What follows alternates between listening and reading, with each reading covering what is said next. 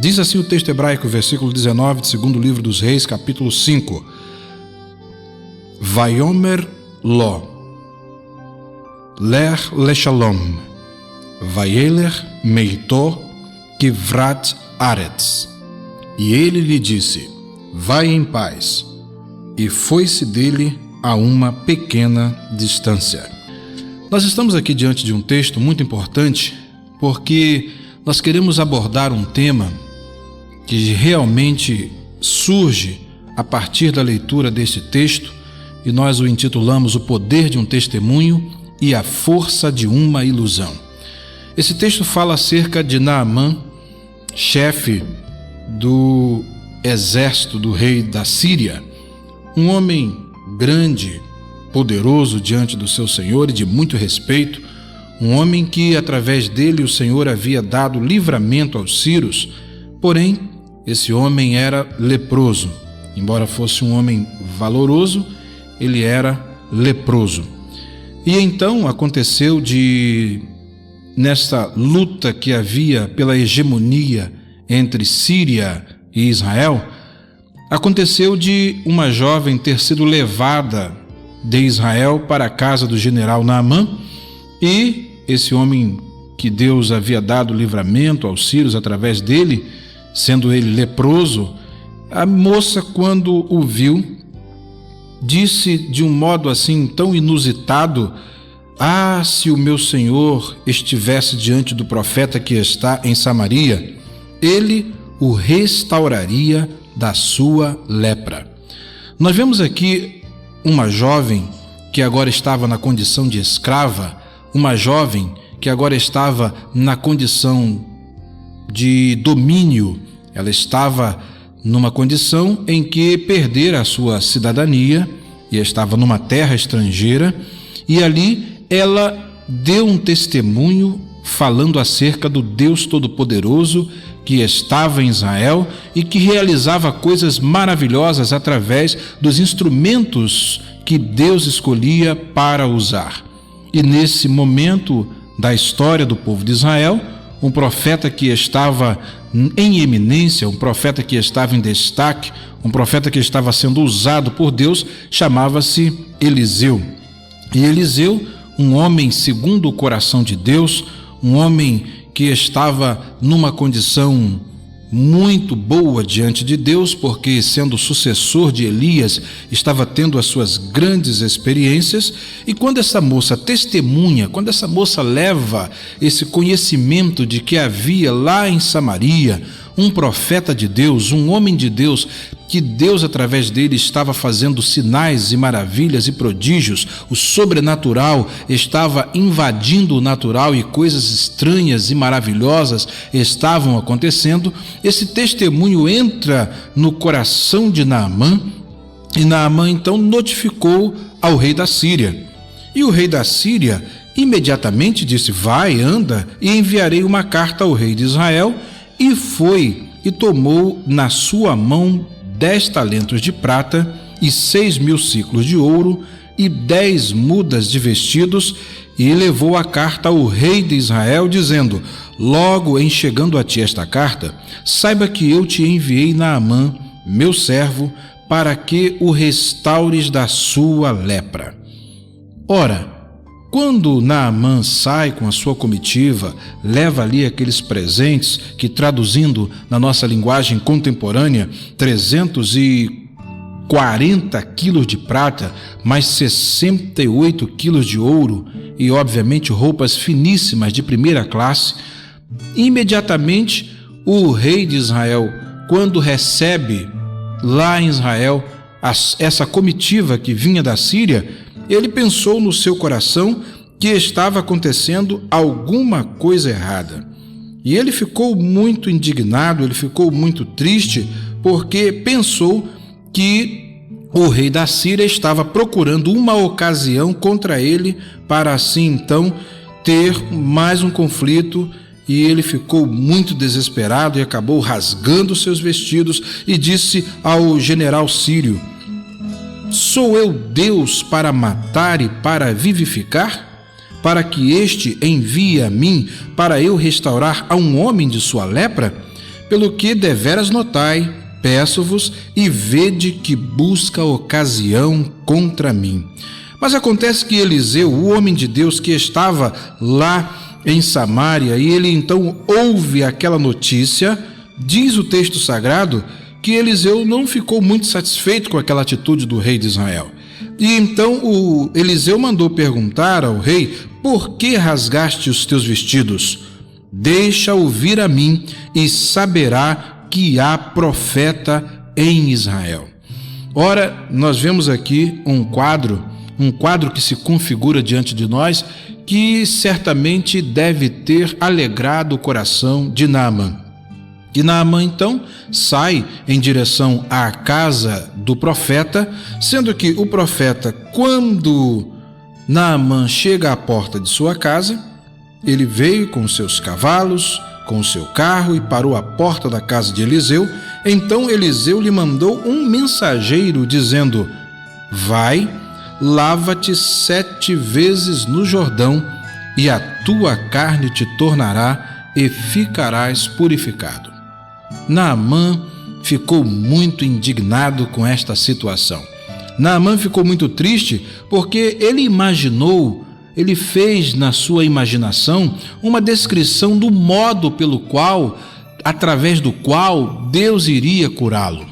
E toda a sua imaginação foi frustrada, e o rei de Israel já estava fora desse contexto, e agora ele está diante de Eliseu, e Eliseu faz um pouco caso da sua presença, faz um pouco caso da sua comitiva, e Eliseu nem ao menos recebe esse homem em casa. Muitas das vezes acontece de quando nós estamos assim querendo uma bênção de Deus, geralmente nós temos a tendência de traçar caminhos para Deus. Nós queremos dizer a maneira, o modus operandi de Deus, como Deus vai operar, como Deus vai fazer. E aí, embora nós tenhamos o direito de fazer as nossas conjecturas, Deus não tem a responsabilidade nem a obrigação de andar com elas. Deus não tem obrigação de estar em consonância com aquilo que nós imaginamos em relação às suas operações. Isso, na verdade, tem sido um grande problema quando, por exemplo, pessoas imaginam que um avivamento virá dessa forma e daquela forma, e idealizam um quadro, e programam cultos, e programam campanhas, e na realidade, quando Deus tem de operar, ele opera de um modo completamente diferente. Pensa-se que Deus está vindo do sul, Deus está vindo do norte. Pensa-se que Deus está vindo do leste, Deus está vindo do oeste, e as coisas ocorrem de um modo totalmente diferente da nossa imaginação.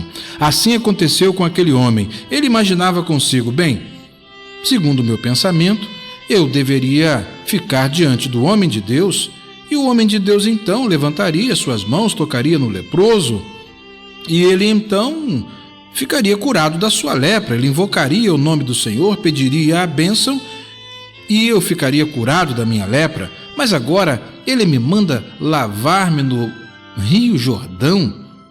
E Naamã disse consigo: não são porventura Abana e Farpar, rios de Damasco, melhores do que todas as águas de Israel? E não me poderia eu lavar neles e ficar purificado?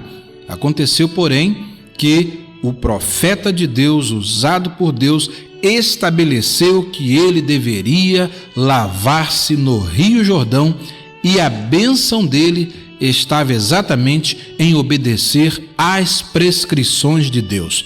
Deus havia prescrito para ele que a bênção estava num determinado lugar, que a bênção estava e seria realizada de determinada forma que frustrara completamente toda a sua imaginação, frustrara os seus planos. Mas acontece que, quando Deus estabelece, nós precisamos cumprir os requisitos de Deus para que não sejamos frustrados e esperemos coisas que Deus não vai fazer. Mas por quê? Porque são produtos da nossa própria imaginação.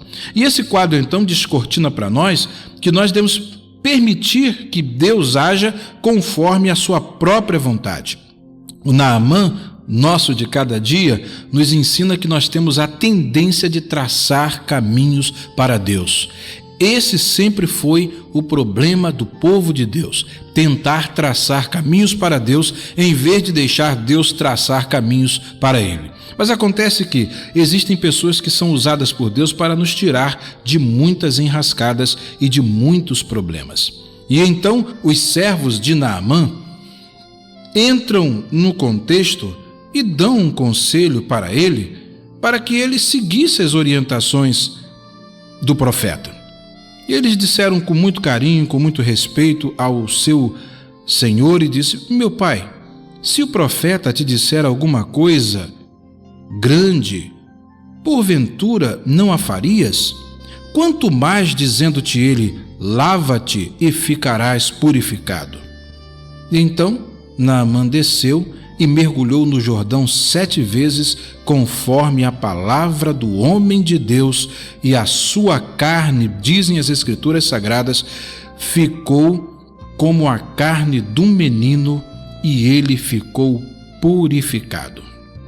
Nós vemos um grande milagre sendo realizado na vida de um homem que recebe uma notícia lá no seu país, um homem que recebe uma notícia dentro de um contexto totalmente diferente daquilo que ele estava imaginando. Ele não sabia que o Senhor Deus Todo-Poderoso podia realizar um sinal maravilhoso na sua vida, e agora nós vemos Deus operando um grande sinal e Naamã sendo libertado daquela lepra e o nome do Senhor sendo glorificado. Que maravilha quando esse homem recebe esta cura, quando esse homem recebe esta palavra da parte de Deus e ele obedece àquilo que Deus faz, ele obedece àquilo que Deus prescreve.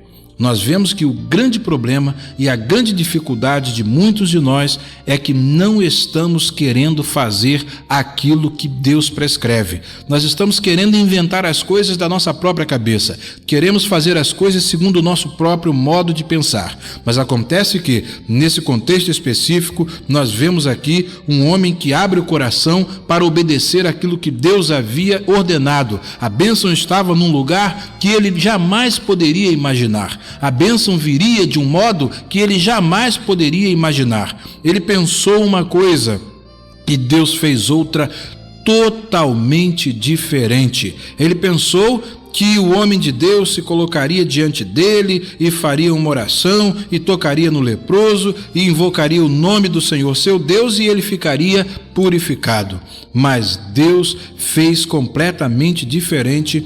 A expectativa dele foi frustrada e ele, tentando até sair, olha que perigo, sair do local da bênção e voltar para o seu país leproso, seria algo que realmente ficaria na história dele, como nunca mais ele poderia rasgar aquelas páginas. Mas acontece que ele obedeceu ao homem de Deus, banhou-se no Rio do Jordão 7 vezes e ali ele ficou purificado. Essas prescrições servem para nós vermos o que é importante quando Deus fala certas coisas a nosso respeito e Deus nos dá direções para que nós recebamos a sua bênção.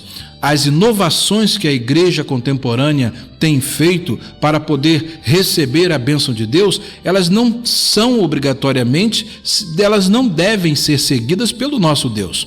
O nosso Deus segue os passos que Ele determinou para que nós recebamos a bênção. E aí nós ficamos numa condição de depender de Deus traçar caminhos para que nós possamos receber a sua bênção.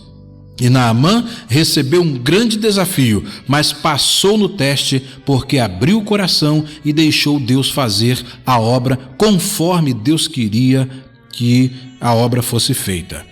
O sírio é abençoado na terra de Deus. O sírio é abençoado numa terra em que todas as coisas pareciam diferentes. E ele então, quando sai do Jordão e vai ao homem de Deus, ele fica maravilhado, porque agora olha para a sua pele, ele está limpo, ele está purificado da sua lepra, ele está tão feliz que ele quer agora pedir ao homem de Deus que receba dele um presente. Ele trouxe ali 340 quilos de prata. Ele trouxe para o homem de Deus 68 quilos de ouro, mais 10 mudas de roupas caras, finas, o melhor que tinha lá na Síria, para presentear ao homem de Deus. E ele pediu ao homem de Deus que recebesse aquele presente, mas o homem de Deus não quis receber aquele presente. E ele disse: toma do teu servo uma bênção. Porém, Eliseu disse: vive o Senhor, em cuja presença estou, que a não tomarei. E estou com ele para que a tomasse, mas ele recusou.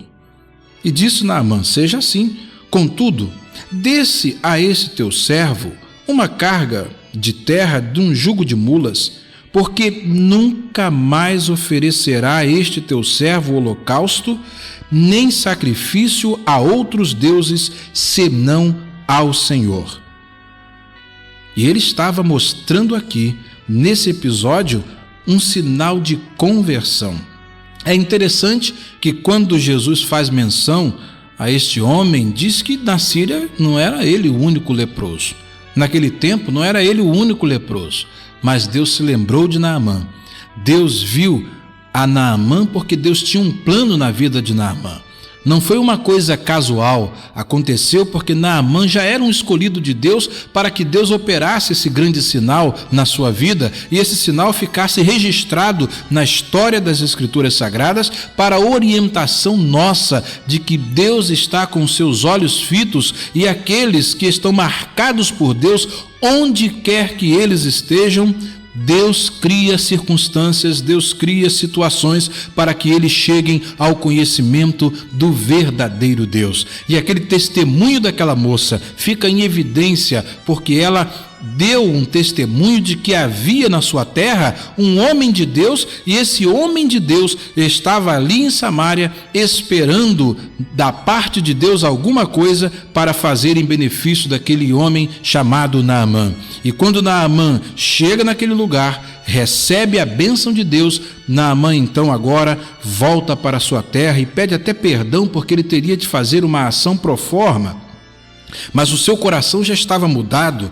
Ele mostra aqui um sinal de profunda conversão, e ele diz para o profeta: nisto perdoe o Senhor a teu servo, quando o meu senhor entra na casa de Rimom para ali adorar, e ele se encosta na minha mão, e eu também me tenha de encurvar na casa de Rimom. Quando assim me encurvar na casa de Rimom, nisto perdoe o Senhor a teu servo. Então Eliseu lhe disse: vai em paz. E foi-se dele a uma pequena distância. E então nós vemos ali um homem que sai da Síria e vai a Israel para receber a bênção de Deus. Deixa os bons rios da sua terra e recebe a bênção num rio que não era tão famoso, mas porque Deus escolhera aquele lugar para abençoar, então era ali que estava a bênção de Deus. Mas tudo isso foi motivado por quê? Por causa do poder de um testemunho de uma moça que não podia represar aquilo que estava dentro do seu coração. Ela não podia ignorar e deixar para trás as coisas que ela havia visto lá na sua terra. Ela sabia que lá tinha um homem de Deus, ela sabia que lá tinha um homem que estava entregue nas mãos de Deus, e esse homem então vai àquele lugar e recebe a bênção e volta para a sua terra abençoado, porque Deus escolhera Naamã para poder fazer este grande milagre na sua vida, e este milagre fica registrado e é motivado pelo poder de um testemunho, e que nós possamos guardar isso no nosso coração e abrirmos também o nosso coração para falarmos às outras pessoas que estão ao nosso redor acerca das coisas que Deus tem feito. Nós não podemos represar em nós, conosco, aquilo que Deus tem feito, mas devemos abrir o coração e testemunhar nesse tempo que Deus está também disposto a realizar coisas maravilhosas, desde que cumpramos as suas prescrições. Que Deus abençoe a sua vida poderosamente.